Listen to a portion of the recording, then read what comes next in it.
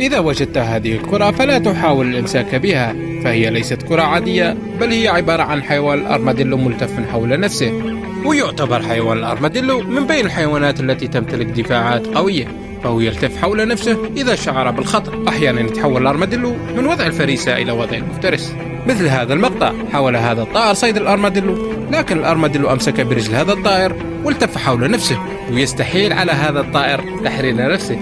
وبعدها سينتظر الأرماديلو استسلام هذا الطائر ثم يقوم بالتهامه، لأنه يعتبر من آكل اللحوم.